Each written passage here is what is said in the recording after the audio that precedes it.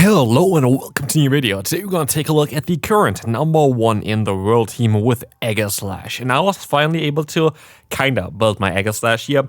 This is an XL version of this Pokemon. I tried out in a different team, but then I came across this team here, and of course I needed to try it out. Shout out to TheMaskedAsian for hitting rank 1 in the world. I think it's the first time for them, so shout out to you as well there. Very interesting teams. They posted 3 different teams. The first one was for Feraligatr, Wigglytuff, as well as the Shadow version of Fortress. I assume it's going to be Volt Switch Fortress. Then Shadow Volt Switch Fortress, the Wigglytuff, and then the Corsola as a second team. And then we have this team here as a third team, which I want to try out because I was playing Aegislash anyway. I had a lot of fun with a different team as well already around Aegislash. And yes, this Pokemon is not fully built yet, not perfectly fully built yet. My Aegislash is level, I think, 49.5. For the good reason that I want to best buddy it, because at level 50 it doesn't get, I think it gets to 1487, but at level 50.5 it gets very close to 1500 CP. And the way our AV spread is actually nearly ideal for the Aegislash, because we have a lot of an investment in the HP stat, but not so much on the defense stat.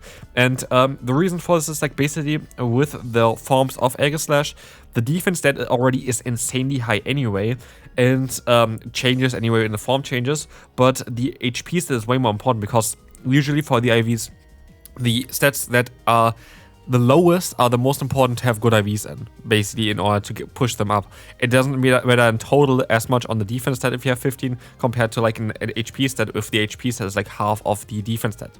Maybe a bit complicated, just generally for you to know. HP stat for Aegislash, quite important, is the most important stat in my opinion, in order to have like good IVs, and so I'm really happy with my IVs that I got from trading. And here we are going to be able to win the first battle already with Aegislash, and we saw already why this Pokemon is so fantastic.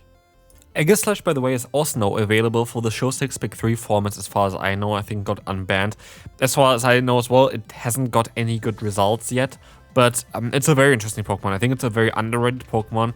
It is kind of the best Pokemon to have in the Zero Shield scenario. Like, this Pokemon destroys nearly everything in Zero Shields because of the insane amount of damage that you can do thanks to the form change in the mid-battle there. But that's why we have it as a closer here as well. I think that is kind of the best way of playing it.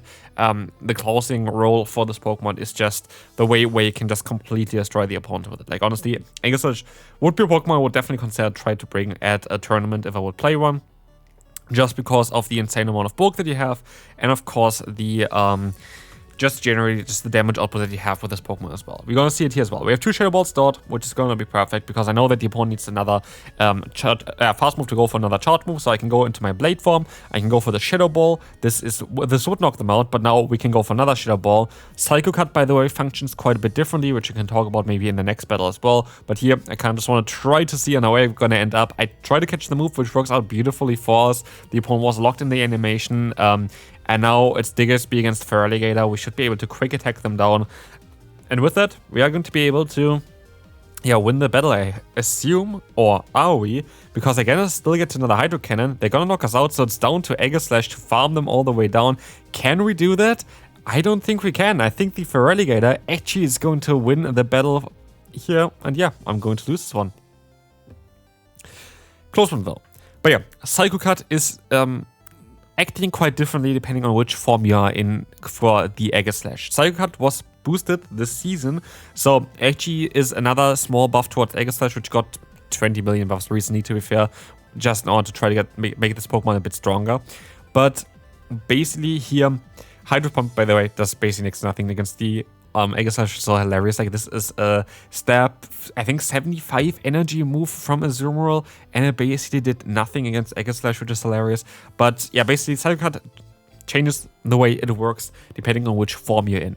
In the shield form, like the defensive form, you are only, I think, generating 3 energy per turn, so 6 per Psycho Cut that you use, which is quite slow, because if you are in this form here right now, you are generating 9 energy per use instead of the 6, so like you're quite a bit faster.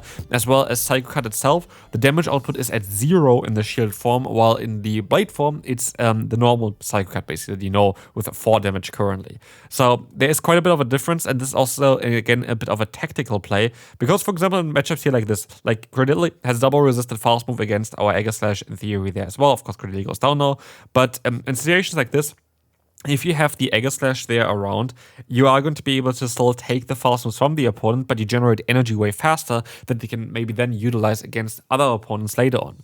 Of course, the form change itself is an interesting thing as well. If you haven't played the Aegislash yet and you don't know how this works yet, basically you always start off in the shield form and you only stop into the attack form when you actually attack. In order to go back into the shield form, you either have to use shield against the opponent's charge attack, or you swap out, and then it swaps back into the shield form as well. But this can be, for example, kind of inconsistent as well. You have to be very careful towards what you're doing, because in a lot of cases, you are maybe stuck in matchups. And the fast moves, for example, from the opponent does a ton of damage against you if you are in the sword form. So basically here, we are going to be able to go for the Psyshock against the opponent's Talonflame. We're going to be able to stop out into the Diggersby. I can take the hit. This is just going to be the Fly coming through. And we're gonna now try our best to go for a Scorching Sands against the opponent. This is going to be okay. This is going to allow us to do some solid damage against them.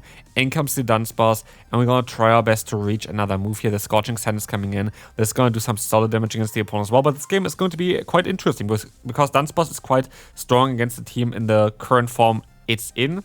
It's going to do super effective damage against our lead as well as against our Aegislash, and so I have to be a bit mindful here. But I was thinking that Aegislash could even still use this Pokemon to set itself up. But yeah, here I get the Fire Punch still through. I highly doubt that I'm going to put them into Psycho Cut range because you need to get them really low for that. But in the back is going to be Empoleon now, and this is going to be quite interesting because we have to be very much mindful of what the opponent is going to do here now. I will try to get up to 2 charge moves. I want to see how much damage they're going to do here, because here we have to see that I'm not ending up in a position where the opponent can go for a charge move. I have my shields gone already and I'm in the sword form. And so I waited until now. I would more say still be able to survive this hit. That's exactly what I'm trying to aim for as well. And I can knock them hopefully out with this charge move. The Shadow Ball is coming in here right now. It is going to be enough to knock out the Empoleon from this range. Like, the damage out of Aegislash is wild. And now we have again the Gyro Ball coming in, which is easily going to be enough to knock out the opponent as well. And we can move on to the next one. Like, this team works fantastic, and Aegislash honestly is one of the best closers in the current metagame. Like, it is so strong, it is so annoying, because it's very much not in people's head yet. Like, a lot of people are not really that prepared for this Pokemon yet. And basically what we see here as well is that this team itself functions really well to support it, because Aegislash itself has 2 main weaknesses, I guess, for this meta, like with Dark-type Pokemon as well as the Ground-type Pokemon. Yes, you have the Ghost-type weakness, which Diggersby, for example, is very good against as well. And you're going to have the Fire weakness, where Diggersby is also going to be good against as well. So basically what you're going to see there as well is that you have with Togekiss a lead that can play out the lead matchup quite easily, can get shields as well. You want to try ideally get into the zero shield scenario on both sides in order for Aegislash to sweep everything end game. And then you still have Diggersby in the back as well to support the Aegislash. So basically this team is really nice in this kind of way. There are a bit of weaknesses against like Water-type Pokemon that honestly this team worked out really well for me as well. I can definitely recommend it to you. Here we are going to go up against the Wigglytuff. By the way, if you hear a bit of sound, it starts raining right now and it's quite heavy rain. So I don't know if you're going to hear it in the video, but I can't really do anything towards that. But we can do something towards the opponent's Mightyena, knocking them out here, and they didn't know what they had in the back. Of course, also with the Wigglytuff being everywhere, Aegislash is in such a good spot right now.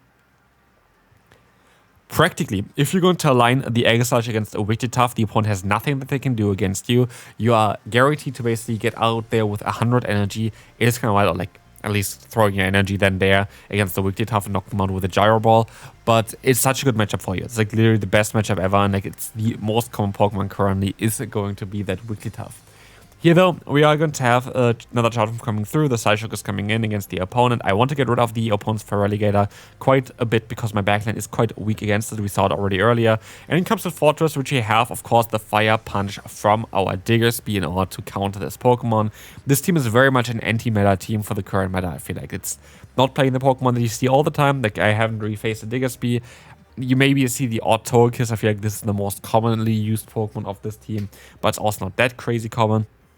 And then, like, we are going to be able here to knock them out there as well with the Diggersby. And of course, Aegislash you don't really see at all. Like, I faced maybe 2 Aegislash in the last, like, week or something. And, like, it's a Pokemon that's going to definitely appear more often. Here again, the opponent is going to have their final Pokemon being the Wigglytuff. And, like, what are they going to do here? Absolutely nothing. They can just forfeit the game immediately. don't know what they're trying to achieve here. Like, honestly, like, this is impossible to win for Weekly Tough. Like, you can have 2 shields on Weekly Tough side and, like, no shields on the Aegislash side, and I think he's still gonna win as an Aegislash. To be fair, actually, with 2 shields on the Weekly Tough, it might be a bit tough because then you swap the forms, and then if you don't have shields for yourself, you're not able to take the hits as easily. So, I don't know. Would be an interesting scenario directly. But here, we're going to have a pretty alright lead, but also not the best lead with the Clodsire. We have Psyshock and we have neutral fast move damage, but of course there's super effective damage against us as well. And not as ideal, I would say. Moltres comes in here next. This is of course a Pokemon where we have still Fire Punch, we still have the Quick Attack, which is kind of nice. But it is going to be a Pokemon that I don't really enjoy too much here.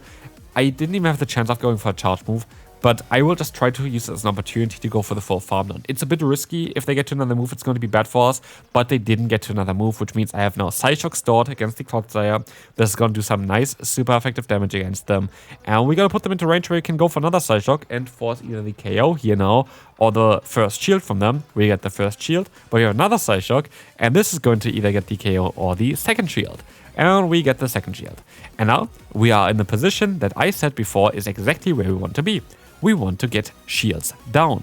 Shields down is exactly what we want to have with this team, because if shields are down, Aegislash goes to town. This is literally the thing here. Like, Aegislash can take any hit from any Pokemon basically and fire back a ton of damage.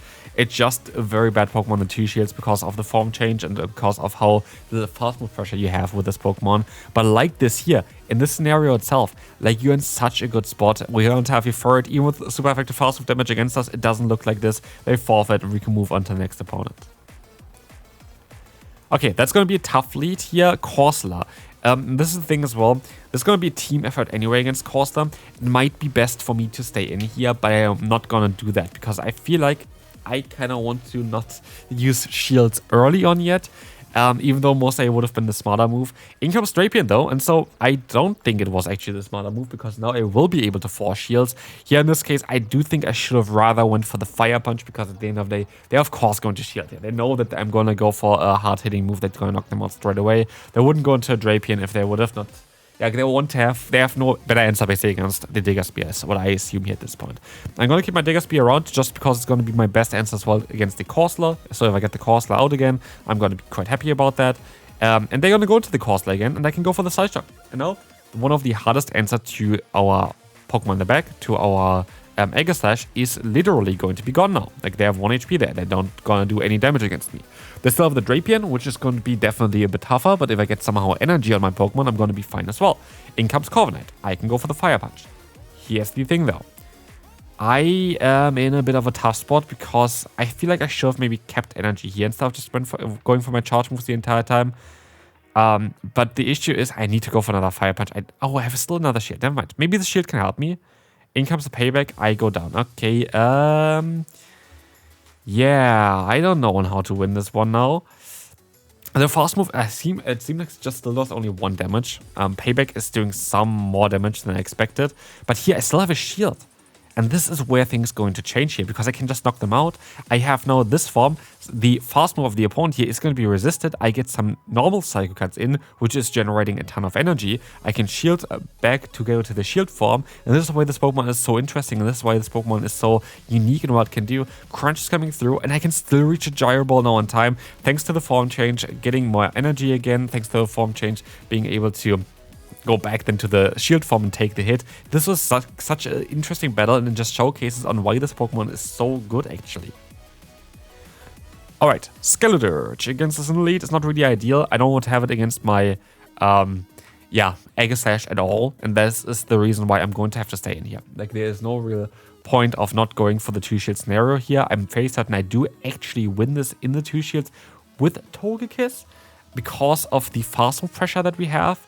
And because we outspeed them here, I think we're going to be fine in the 2 shields, even with them boosting themselves up. Torchong is coming through.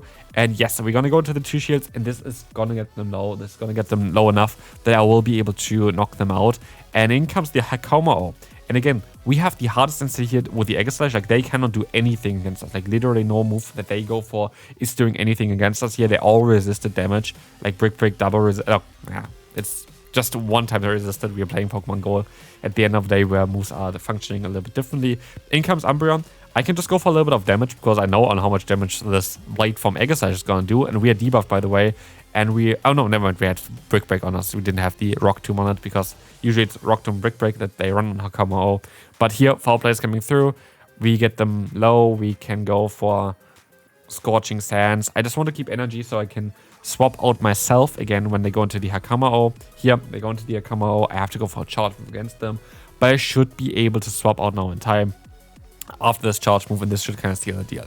Like, this team itself, like, you should already know at this point on how this functions. Like, this team itself was fantastic. Like, it honestly was just strong. It was just such an amazing team to run.